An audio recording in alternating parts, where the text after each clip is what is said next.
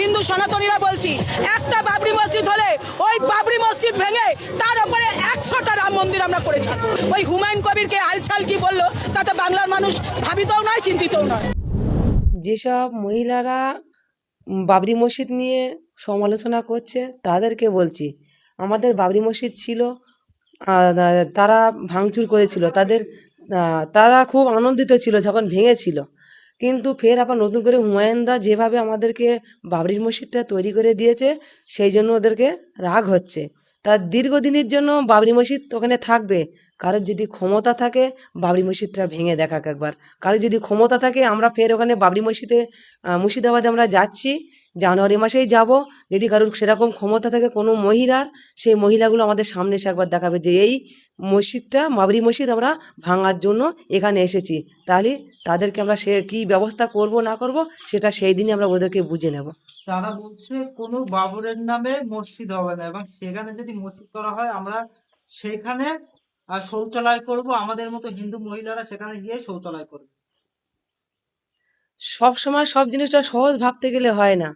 একটা মসজিদ নিয়ে আমরা ওনাদের যখন মন্দির হচ্ছে, ওই আমরা তো কোথাও গিয়ে আমরা তো সেখানে গিয়ে বাধা দিচ্ছি না, কি কোথায় গিয়ে আমরা সমালোচনা করছি না। কিন্তু আমাদের যখন একটা বাবরি মসজিদ হয়েছে, তখন ওইসব সেই যে ধরনেরই মহিলা হোক, সে ওটা মনে করছি না, কেন আমরা তো সবাইকে ভালোবাসি। কিন্তু আমাদের উপরে এত অত্যাচার, এত জুলুমের সঙ্গে কি আছে? বাবরি মসজিদটা নিয়ে বাবরের নামে করেছে, তাকে অসুবিধা ওনাদের কিসের আছে? আমাদের করতেই পারি, আমাদের ছিল, আগামী দিন থাকবে। কারোর ক্ষমতা থাকলে আমাদের ভেঙে দেখাক একবার। তারা তো বলছে ভেঙে দিয়ে টয়লেট করবে, পেশাব করবে। আপনি কি বলবেন? তা বাবরি মসজিদটা ভেঙেই টয়লেট করতে হবে? আর টয়লেট করার জায়গা নেই? যা সে ঘর আছে, তো যারা ওই কথাগুলো বলছে তাদের তো ফ্যামিলিতে তারা ঘর আছে, তারা সেই ঘরগুলো ভেঙে বাথরুম তৈরি করুক, করে সেখানে পেচ্ছাপ করুক, পায়খানা করুক, আর সেখানে নোংরামু কাজ করুক, আমাদের কোনো যায় আসে না। যে মসজিদ করার কারণে আমরা দেখলাম যে হুমায়ুন কবিরকে সাসপেন্ড করা হলো। হুমায়ুনদাকে সাসপেন্ড করেছে, হুমায়ুনদা সেটাও খুশি তো, যে হুমায়ুনদা একথাই বলেছে যে আমার সাসপেন্ড করে দিয়েছে আজকের মসজিদ নিয়ে। যদি আমার দলের বিরুদ্ধে, আমার দলটা, আমার পার্টিটা আগে না, কিন্তু আমার জাতিটা আগে। সে তখন তার জাতির তখন তার গায়ে লেগেছে, সে তখন একটা কথা, হ্যাঁ, বাধ্যতামূলক সে বলতে সাহসে পেয়েছে যে আমার দল আগে না, আমাদের জাত ভাই হিন্দু, মুসলমান, খ্রিস্টান, আদিবাসী এক মুখ্যমন্ত্রী আজকে আমাদের তো ঝগড়াটা বাঁধিয়ে দিচ্ছে। ও যে মুখ্যমন্ত্রীর কাছে যদি কোনো কেউ অন্যায় করে, তাকে অ্যারেস্ট করে, তাকে সাসপেন্ড করে, কিন্তু যখন ওনার আমি হিন্দু করেই বলছি, ওনার যখন ওনার এর ছেলে মেয়েরা যখন আমাদেরকে অত্যাচার করছে, তাদেরকে তো কেউ জুলুম করছে না, তাদেরকে কেউ গ্রেপ্তার করছে না, তাদেরকে প্রতিবাদ করছে না। তাহলে এসব মমতা ব্যানার্জির এসব চাল আলাদা। বুঝতে পারবে 26-এর পরেই বুঝবে মুখ্যমন্ত্রী কিরকম করে চেয়ারে বসতে হয়, কীভাবে চেয়ারে থাকতে হয়। ওনাকে থাকিয়ে আমরা দেবো। গ্রেফতার করবে কেন? মুখ্যমন্ত্রী তো ওইটাই চায়। মুখ্যমন্ত্রী এটা তো একদম ডাইরেক্ট এসে বলতে পারতেছে না যে বাবরি মসজিদটা ফের ভাঙো, ওরা তৈরি করেছে, ফের ভাঙতে হবে। কিন্তু এটা বলতে গেলে তো আমি এটা মুখ্যমন্ত্রী মমতা ব্যানার্জির কাছেই বলছি, গ্রেফতার অবিলম্বে তাদেরকে করা উচিত।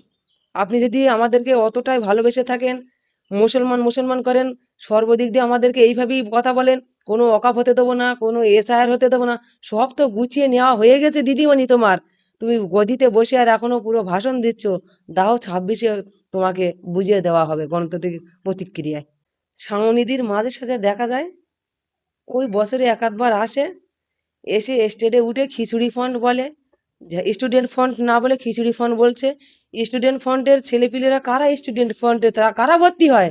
যুবক ছেলেমেয়েরা, যারা মাধ্যমিক উচ্চ মাধ্যমিক এখানে পাশ করে কলেজ যারে বলে কলেজেই তারা থাকে। তাকে ওই সাউনিধি সেটা একবারও দেখেছে?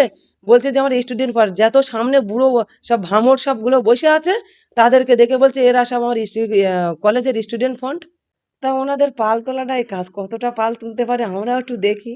ওনাদের পাল তোলাটাই কাজ, আমাদের তো পাল তোলা কাজ নয়। আমাদের মুসলিম ধর্মে এটা তো নেই যে কোথাও পাল তুলবে, কি কোথায় দাঁড়িয়ে থাকবে, দাঁড়িয়ে থেকে থেকে হাত পা নেড়ে গান করবে। সেই জন্য আমরা ও কথাটা আর বলতে চাচ্ছি না। মুখ্যমন্ত্রীর ওটা হয়তো ভালো লাগতেছে, শওকত মোল্লার ভালো লাগতেছে, যারা টিএমসি নেতা কেতা আছে তাদেরকে ভালো লাগতেছে, ওই জন্য বলতেছে পাল তুলে দে মাঝি, পাল তুলে দে। তা পাল 26 পর্যন্ত তুলুক, 26-এর পরে তখন আবার পাল আর তুলতে আসবে না। খুশি কিসে খুশি হওয়া বলো তো? খুশি হতাম। ও যদি এসে বলতো আল্লাহু আকবার, তাহলে আমরা খুশি হতাম। আমরা তো মানে আমরা গানের ভক্ত না তো, আমরা তো মানে আল্লাহর ভক্ত। তা গানের ভক্ত তো আমরা হবো কি করে সেটা বলো? তা পাল তুলে দিয়ে ওটা ও মর্মটা জানে? মর্মটা জানে না তো পাল তুলে দেয় কিটা। পাল তুলে দে মাঝি, পাল তুলে দে, ওটা হেলা করিস না। যাবো আমি মদিনা, ওটা এর মদিনায় তো বোঝে না ওটা কি মদিনা। তা ওই এই গানটা বারবার কি করতে ওই স্টুডিও গায়? ও জানে এই মর্মটা? জানে না তো। তাহলে ও কি করতে গায় এটা বারবার?